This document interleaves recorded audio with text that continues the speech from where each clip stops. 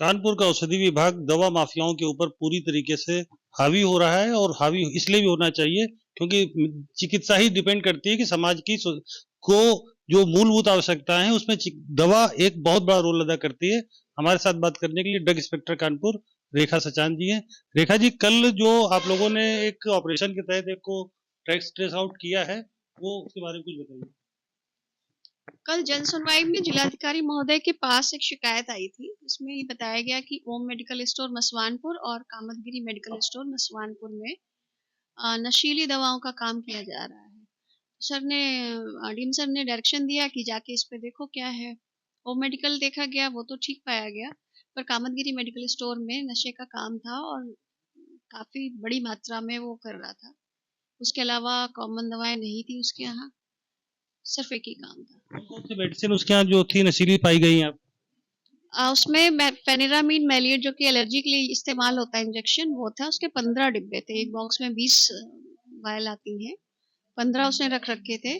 और इसके अलावा एक बिप्रेनोर्फिन इंजेक्शन आता है, उसका लेबल हटा हटा के बेच रहा था। और झोले में उसने रख रखे थे 42 लिफाफे, 42 लिफाफों में उसने सेट बना रखे थे, सिरेंज के, निडल के, और जो दवा मैंने 2 बताई इनके, ताकि लोग आ रहे थे और मेरे सामने ही 5-6 लोग आए। उन्होंने बोला पट्टी दे दो, कोई कह रहा था बैंडेड दे दो, तो ऐसा लगा कि शायद ये कोड वर्ड बना रखा है इसने या क्या है। पैसे लिए और बस लिफाफा पकड़ा दिया।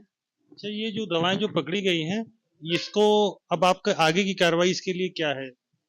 आगे की कार्रवाई में विवेचना में जाएगा, नमूने लिए गए हैं।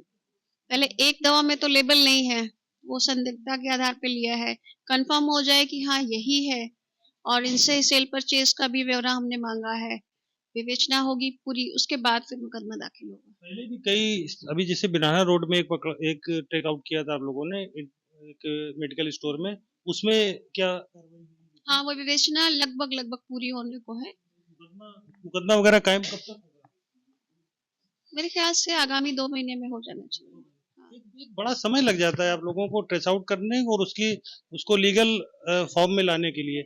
इसके लिए कोई कोई ऐसा स्टेप नहीं जो हम लोग इसको तुरंत, आप लोग इसको ट्रेस आउट करके उन लोगों को जो दोषी हैं उनको उचित दंड दिलाया जा सके? नहीं, दंड तो मिलेगा ही, दंड मिलेगा ही, पर हर विभाग का एक नियमावली होता है, उसको हम बाईपास नहीं कर सकते। क्योंकि अगर हमें कार्रवाई चाहिए आधिकारिक रूप से लीगल वे में जाके, तो वो लीगल तरीके से ही जाके होती है। क्योंकि कोर्ट भी कहीं ना कहीं बंधी होती है। जब तक हम सारे साक्ष्य नहीं रखेंगे कोर्ट के सामने, तो वो फिर निर्णय हमारे पक्ष में कैसे देगी। इस वजह से समय लगता है। जैसा आपने देखा कि रेखा सचान जी ने बताया कि जो कोर्ट की कार्रवाई है वो अपनी प्रगति पर है और पीछे के लिए भी जो नमूने वगैरह लिए गए हैं वो सब प्रक्रिया में है। उम्मीद है कि बहुत जल्दी इन लोगों के खिलाफ उचित मुकदमे दर्ज करा के एक विधिक कार्रवाई औषधि विभाग बहुत अच्छे तरीके पे करने जा रहा है। कैमरामैन विष्णु के साथ आलोक शर्मा, जनपद न्यूज, कानपुर।